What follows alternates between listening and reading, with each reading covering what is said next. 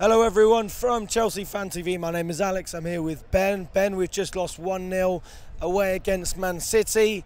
Well, I would say another day, another loss, but to be fair, we did get a point against Nottingham Forest, so, you know, it's, I mean, yeah, I mean, you got to take some positives from that game, but yeah, we did lose today. Well, actually, to be fair, you know, playing Nottingham isn't for everyone, because clearly, you know, the reason that these guys lifted the title today without needing any result is because Arsenal bottled it to Nottingham Forest. You know, we went there and drew. They went there and lost. And congratulations, Arsenal, by the way, because, you know, great season. You know, you finished second, but you still won the same amount of silverware as us. Hold that. How many trophies did they win? 0. Basically, the same number of vegetables I've eaten in my life. 0. Oh, I love you, Ben. I love you, mate. I'll tell you what, though. Let's go on positives, right? Let's start with positives. We only lost 1-0 today. I expected City to score more goals than Elbrook's body count, mate. I expected floods and floods and floods of goals. They scored 1. Just 1.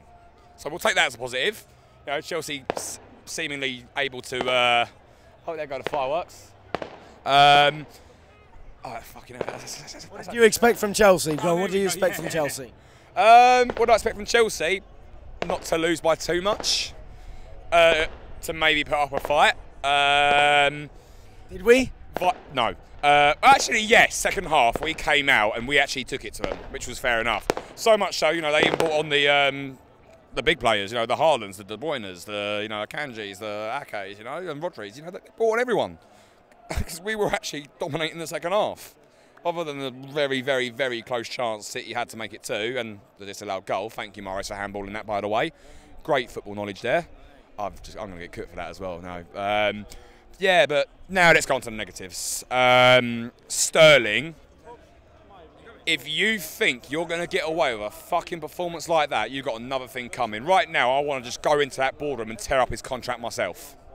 That was unacceptable today. Kai Havertz, early booking, chance after chance after chance missed. Just get him gone, get him to Bayern, get him to someone who wants him, get a striker. Sterling, you know, I mean, if he's going to continue playing like that, he can go. It was 2 horrible performances from 2, you know, players that some have come under fire, some, you know, oh, he's so protected because he scored the, you know, the Champions League winning goal against these lot. Don't know why he deserves that protection when he's had one good moment and dropped massive stinkers pretty much the whole of the season. Pretty much, you know, there were some games he did pull through, but still not consistent enough. We need a consistent finishing striker.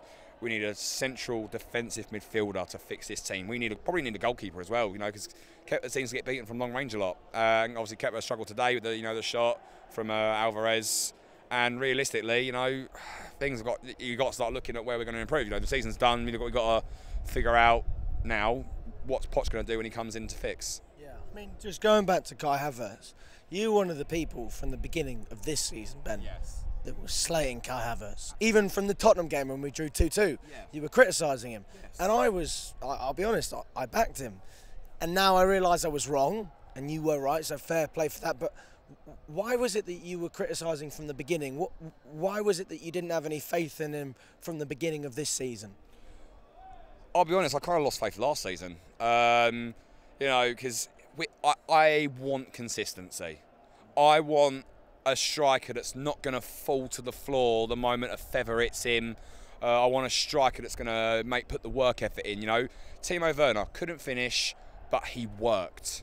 Kai Havertz is the opposite. Like when he goes to run for the ball, he gets barged over. You know, when he gives the ball away, he's dropped stinker after stinker after stinker, and yet he is still overprotected from that Champions League winning goal. Just thank him for the win. Thank him for the trophy. Get him gone. Get someone who can actually play football for Chelsea. Don't get me wrong. I'm not saying Kai Havertz is a shit player. I'm saying he's shit for Chelsea. Yeah, it's interesting you talk about Timo Werner as well, because when we were in the pub before the game, we were chanting about Timo Werner, and we didn't chant about Kai Havertz. I mean, that says it all. Probably because I was the one doing the chants, mate, you know. Disclaimer, I didn't do the Timo one, by the way. That was someone who got booed. But yeah, what was it, 22? He's only got 22 songs. Yeah, 22. It's not good enough, is it? How many songs should you have? I want you to comment down below how many songs you should chant. in the away pub? How many songs? Because 22, it's not good enough. It's an absolute disgrace, Ben. How many did you sing? 1. I think we'll end it there, shall we? Clearly, I know the chance, and you just. Yeah, but I had the whole pub on my shoulders.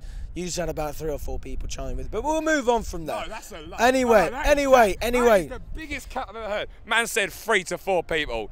You check the away day vlog, and you'll see who's lying. All right, me or him. Just check the away day vlog. Lewis, go on, turn the camera. Lewis. Just out of curiosity, whose chance was better, me or Ben? Who's what? Whose chance was better, me or Ben? Whose chance? Whose chance was better, me or Ben? Yeah, you're my boss, so I'll say you. And sorry, man. I want my money. Does anyone want Lewis's seat home to London, by the way? Hey, I'm the one supplying the loud. It doesn't matter. You just Hey, we don't do any of that stuff at Chelsea Fan TV. Keep it PG. It's a family-friendly channel. Policies, Lewis. Right. So HR. let's just talk about. I mean, what positives can we take from today? I mean, I know you said a couple at the beginning. Yeah. You talked about a lot of players you don't want. What about Frank? I mean, are you happy with his tactics, considering it was only 1-0? No. Because, I mean, the team's not good enough. God, no. No? Lampard is solely, well, not solely. Lampard is very accountable for some of the results that we've had since he has come in. But I'm just talking about today. Today, Lampard, I think it was smart to switch to the 5-back, okay. You know, after going down so quick. Yep. I think it was, you know, smart to identify that Sterling was shit today and got him off. That Kai Havertz was shit today, got him off.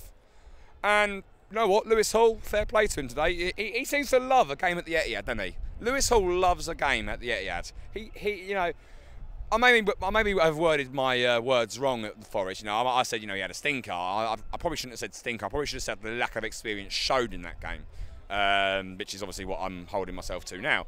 But after that, you know, everything's all right. You know, he redeemed himself today, and you know, we've got a very promising young left back in Lewis Hall. He is a top player, mate. Do you think he's going to be in Pochettino's plans? I would hope so. You know, he loves working with youth. You know, this is a man who took a Dele Alli from somewhere to everywhere, and now that Poch is gone, this Don is rotting on Besiktas' bench, struggling to get into Everton's team, Lampard's Everton team. He is done.